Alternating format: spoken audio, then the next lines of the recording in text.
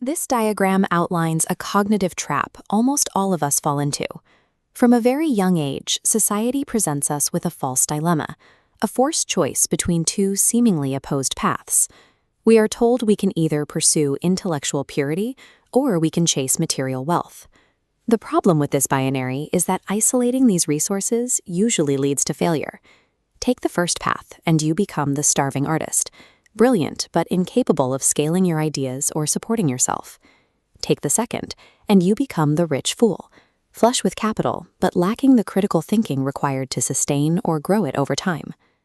To understand how to break out of this trap, we have to look back at the Vijayanagara Empire in 16th century India. This was a society marked by extraordinary wealth, towering stone architecture, and deep cultural sophistication. Yet living in the shadow of this immense prosperity was a man named Tenali Raman. But he was completely destitute. He lived in deep poverty, struggling every single day just to put a basic meal in front of his wife and son. Raman's situation perfectly illustrates the harsh reality of the false dilemma. An abundance of pure intellect, without a mechanism to monetize or apply it, offers absolutely no protection against the immediate, brutal demands of physical survival. He needed a way out. Reaching his absolute breaking point, Raman went to a local temple. He prayed to the fierce Hindu deity, goddess Kali, begging her for a solution to his family's suffering. The goddess actually answered. Kali manifested right in front of him. But deities rarely hand out simple favors. She arrived to administer a very specific psychological test. She presented Raman with 2 bowls of glowing divine nectar, known as amirtam. She explained the stakes. If he drank from the first bowl, he would gain absolute unmatched wisdom and intellect. If he drank from the second, he would instantly receive endless, unshakable wealth. But there was a strict condition.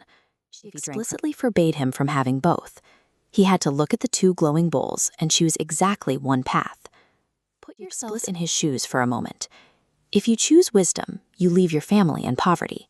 If you choose wealth, you remain intellectually defenseless, making you an easy target for anyone trying to separate you from your newfound gold. What do you do? A normal person would freeze, weighing the terrible trade-offs of the goddess's ultimatum. Raman didn't hesitate. He looked at the rules of the game and immediately decided to reject the premise entirely. Before Raman could stop him, Raman grabbed the bowl of wealth nectar and dumped it straight into the bowl of wisdom nectar. He swirled them together and chugged the entire mixture in one massive gulp. The goddess was instantly furious. Raman had blatantly disobeyed a direct divine command and openly mocked the parameters of her test. But Raman now had the benefit of absolute divine intellect coursing through him. He quickly formulated his defense. He looked up at the angry deity and explained that receiving nectar directly from the hands of the great goddess Kali was an incredibly rare honor. How could he possibly let a single drop of her gift go to waste? Raman avoided being struck down because he realized a crucial fact. Blind compliance with artificial rules, even those handed down by the highest possible authority, is usually the biggest obstacle to your own survival. What Raman deployed in that temple is known as lateral thinking. Instead of attacking a problem head-on through traditional step-by-step logic, lateral thinking bypasses the perceived constraints of a situation entirely. Raman recognized that the boundary forcing him to choose one was an artificial constraint. He treated the goddess's ultimatum as a test of his resolve rather than a physical impossibility.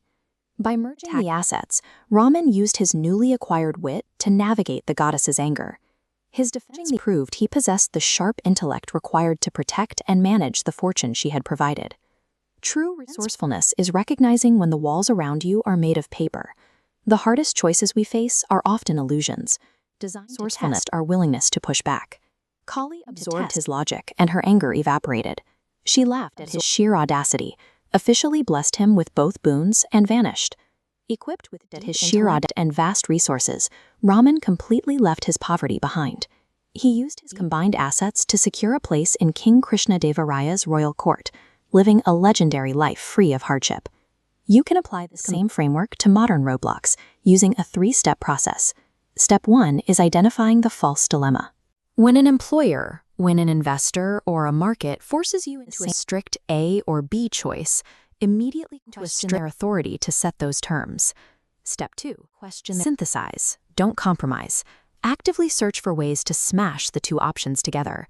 Look for methods to use a tiny sliver of capital to amplify a highly creative idea, or use raw intelligence to drastically cut the operating costs of a capital-heavy project. Step 3. Use your wit to justify your audacity. When you inevitably break the established rules, do not apologize. Instead, use logic and charm to explain to the gatekeepers why your transgression was actually a necessary, positive move for everyone involved. Enduring prosperity rarely comes to those who quietly choose between intellectual purity and material wealth. It belongs to those who have the audacity to demand both, and the strategic wit to figure out exactly how to get them. To those